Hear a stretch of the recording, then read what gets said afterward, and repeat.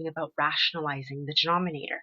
Now, rationalization, we do need it in calculus, and it's an important skill, so that's why we spend a particular class to kind of perfect the skill of rationalizing. Now, you've been doing this in grade 11 and in grade 12 advanced functions. You're essentially trying to get rid of the radical that's in your denominator. So let's take a look. The first example says simplify 3 over 5 root 6 by rationalizing the denominator. So this is telling us that it wants us to get rid of the radical that's in the denominator spot of my number there. So in order to do that, I'm going to start off with 3 over 5 root 6. And in order to rationalize, you're going to multiply the top and the bottom by root 6. And the reason why we do this is because root 6 times root 6 is going to give us just a number, which is 6. So if I do this, I get 3 times root 6 in my numerator. And then in my denominator, like I said, because you're doing 5 root 6 times root 6, then you end up getting 5 times root 6 times root 6 just gives you 6. So it's 5 times 6. So that gives you 30.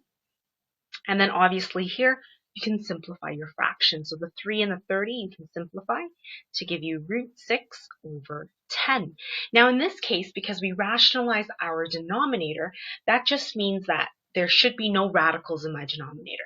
It doesn't matter if there are radicals in the numerator, but because here we were specifically told to rationalize the denominator. All right, so let's take a look at a more complicated example compared to the first one. So this one says simplify 3 over root 7 minus root 3 by rationalizing the denominator, and it says to use the conjugate. Now, the reason why we use the conjugate is because then we can utilize this concept of difference of squares. So let's take a look. So again, we are rationalizing the denominator, which means we don't want radicals in our denominator in our final answer. So let us begin. So I'm going to do 3 over root 7 minus root 3. Now before, it was just only one radical in the denominator, so it was easy. All we did was we multiplied by that particular radical. But now we've got 2. We've got root 7 and root 3. So in order to get rid of the radicals in the denominator here, what we're going to do is we're going to multiply the top and the bottom by the conjugate of what you see in the denominator there. So right now you see root 7 minus root 3. Well, the conjugate, you still have the same 2 radicals, root 7 and root 3, but instead of a minus sign, you're going to change it to an addition. So basically it's the same terms, but the sign in the middle is different. And then the same thing we're going to do at the top, root 7 plus root 3. And now let's simplify this. So I've got 3 times root 7 plus root 3. That's in my numerator. Now my denominator, I'm going to show you on the side what exactly is happening. So on the side here, you're going to probably notice you've got root 7 minus root 3 times root 7 plus root 3. Now, by all means, you can FOIL, expand and simplify here. But I want you to notice there's a trick attached to this. Right now what I've got is root 7, which I'm going to call my A, and then root 3, which I'm going to call my B.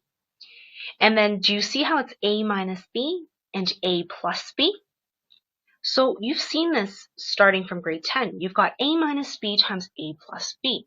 This is a difference of squares, which means I can write it as A squared minus B squared. So I'm going to do exactly that. So this is going to give me root 7 all squared minus root 3 all squared. Like I said, difference of squares. This is A squared minus B squared. This is why we multiply by the conjugate, so that we end up getting an actual integer. So based on that, root 7 all squared minus root 3 all squared is simply 7 minus 3, which that simplifies to 4 for us. So I'm going to put 4 into my denominator there. All right, and then in our case, I'm going to FOIL in the 3 in the numerator. So I've got 3 root 7 plus 3 root 3 all over 4. And this is how you rationalize your denominator. Again, doesn't matter if there are radicals in your numerator, you have an integer in your denominator, and that's all right. Now that I've done example 2 with you using the conjugate to help you rationalize the denominator, let's try example 3 on your own. So it does say simplify 5 over 2 root 3 minus 4 by rationalizing the denominator.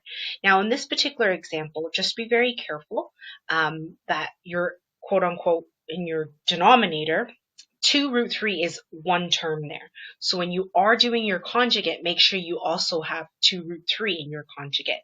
So stop the video, try this example on your own, and then check back to see the answers in the handout solutions that I post up on Google Classroom. Previous 3 examples, you were asked to rationalize the denominator. In this particular example, it asks you to rationalize the numerator instead.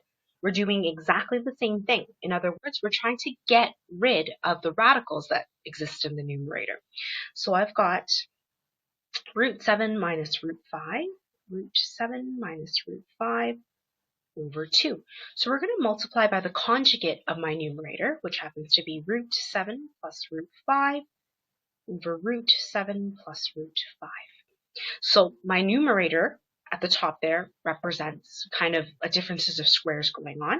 So you're going to end up getting 7 minus 5 over 2 times root 7 plus root 5. And we're going to simplify 7 minus 5 really quickly. So we're going to get 2 over 2 times root 7 plus root 5. Now the 2 in the numerator and the denominator cancel out, and then I'm simply left with 1 over root 7 plus root 5. Now, we were asked to rationalize my numerator here, which means that in my numerator, I can't have any radicals, but my denominator can have radicals. All right, let's take a look at another example that asks you to rationalize the numerator. So, example 5 says, rationalize the numerator for the expression root a minus 2 over a minus 4. So the same thing, what we're going to do is we are going to multiply by the conjugate of my numerator. So I've got root a minus 2 over a minus 4, and we're going to multiply by the conjugate, which gives us root a plus 2 over root a plus 2. Now, in all the previous examples when we were doing conjugates, both of my terms were radicals, but in this particular case, the conjugate, one of them is a radical, root a, and the other one is an integer, 2. So all you really are doing is repeating the 2 terms that you see and then changing the sign in the middle when you are doing conjugates. So again, what's happening in the numerator there is a difference of squares question. So you end up getting a minus 4 over, now at the bottom, instead of foiling it right away, you've got a minus 4 and then you've got root a plus 2. Notice that if I put brackets in my numerator there, I can get rid of a minus 4 right away, which leaves me with 1 over root a plus 2. And again, we are rationalizing our numerator, which means that my numerator can't have any radicals, but my denominator is allowed to. Alrighties, so example 6. Now example 6 is what I would call a challenge question.